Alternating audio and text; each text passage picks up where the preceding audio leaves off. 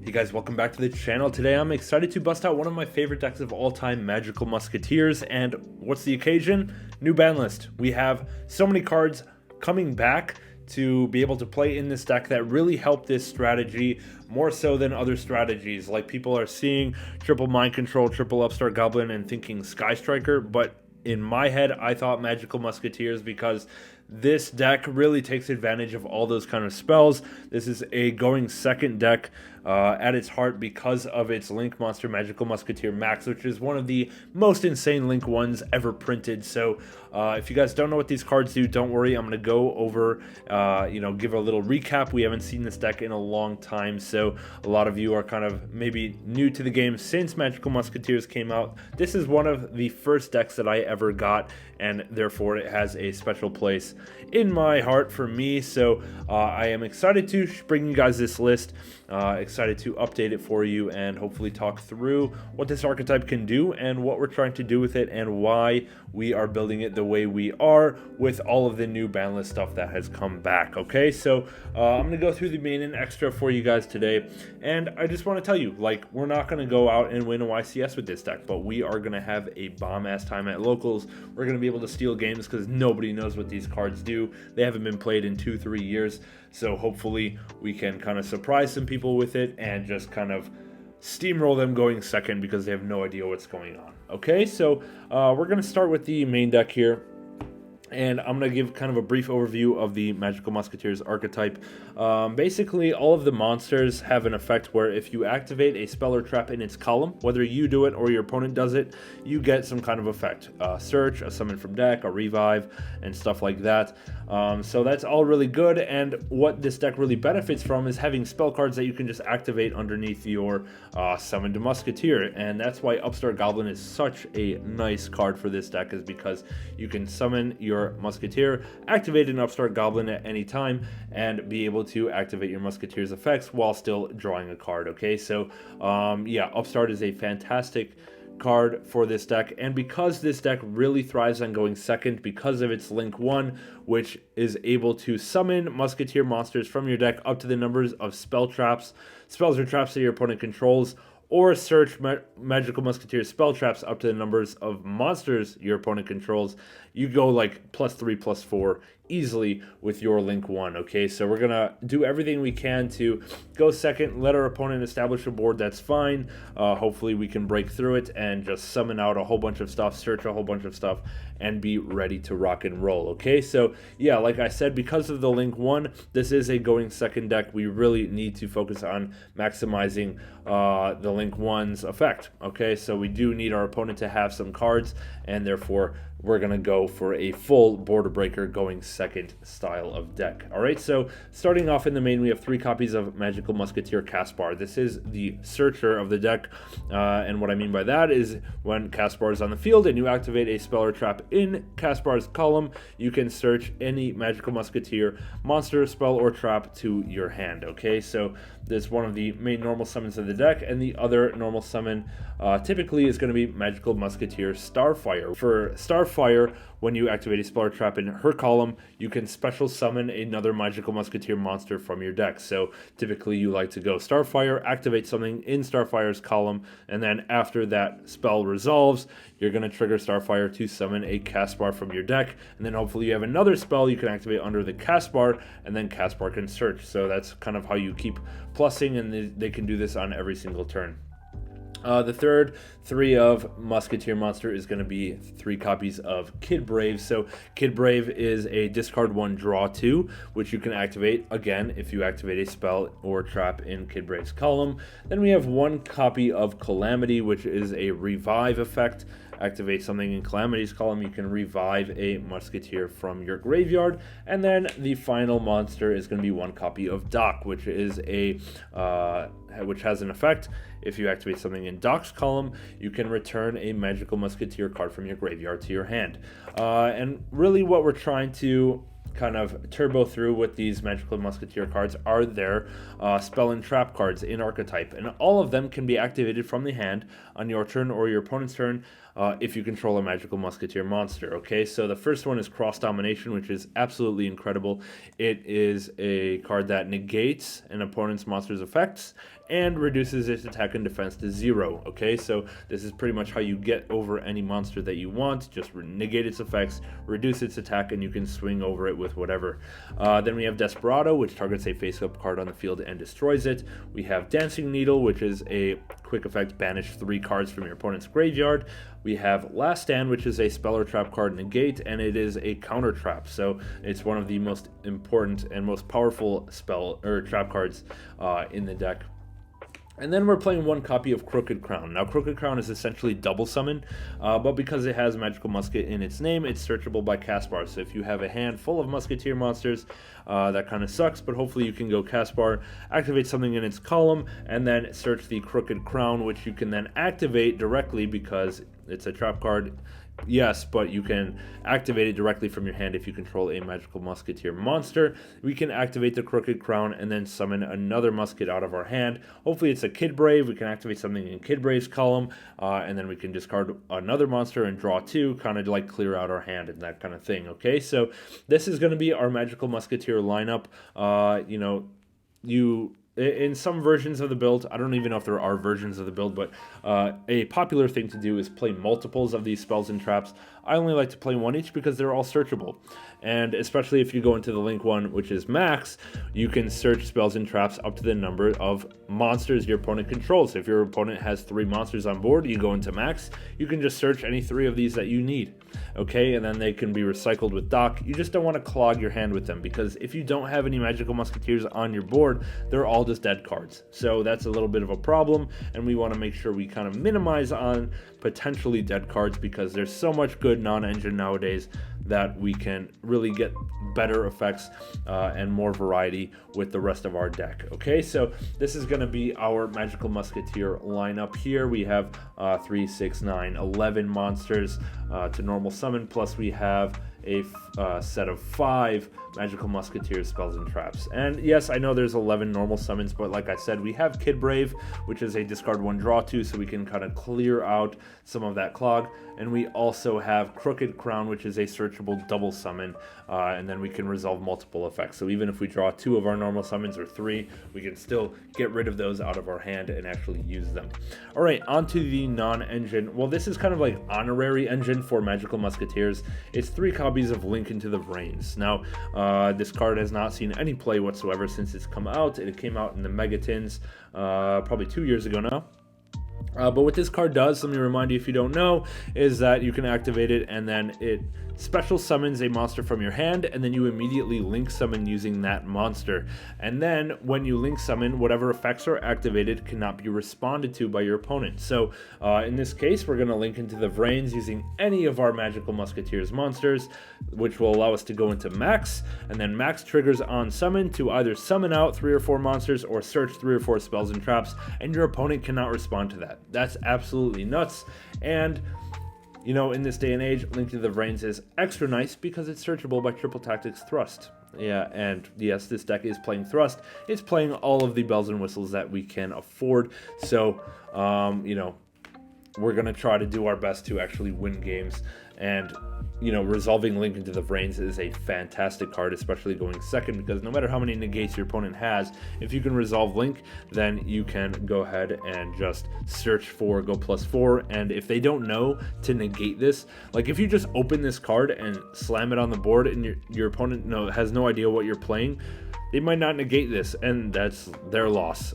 You know, Link into the Vrains is just +3, +4 on the spot. Okay, the rest of this deck is basically all non-engine, and I think it's going to be about 20 more cards. We are playing an even 40. So we have 3 copies of Ash Blossom. This is our only hand trap in the deck. Again, this is a heavy board breaker strategy because we rely on activating spells under our Musketeer monsters. So we want to pack our deck with as many spells as we can to be able to break boards and that kind of thing. And if you are familiar with the ban list that just came out, there's a lot of stuff that we can add in. We're going to start. This is a new thing off the ban list, 2 copies of Pankratops. Pankratops is just so good at going second, and because we're just blind seconding with this deck, there's no reason not to play 2 of these, and it's fantastic. The next cards we're gonna go through are the spell cards, and I think it's all spells from here on out. 3 copies of Upstart Goblin. Like I said, these are just free activations on your Musketeer monsters and just digs into your deck for your better cards, so there's no reason not to play 3 copies of that.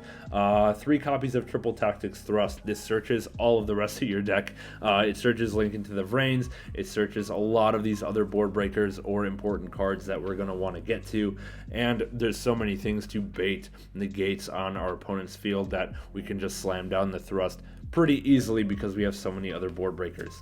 The next 3 of spell card we're going to play are 3 Mind Control. Now that we have 3, like the last time I was playing this deck, Mind Control was at 3, and that's because it's just so good in this deck. We're going to use it to link climb and set up whatever OTK type board, or just set up some kind of negates for our opponent, just using our opponent's stuff, and that's pretty much what we're all about. And then while we're on the topic, we have the 1 Change of Heart, and now the 1 legal copy of Snatch Steal. So we have 5 cards to take our opponent's stuff. We can just call it 6 because we're playing a Triple Tactics talent as well. So we have 6 cards to take our opponent's stuff, 3 cards to search those cards as well, plus just more non-engine. So we're really using our opponent's stuff against them, and we hope our opponent sets up a solid board so that we can take their board and use it against them and hopefully just win the game on the spot. We have 4 more cards left in the main deck here. They're all spells. We're starting off with 2 copies of Forbidden Droplet.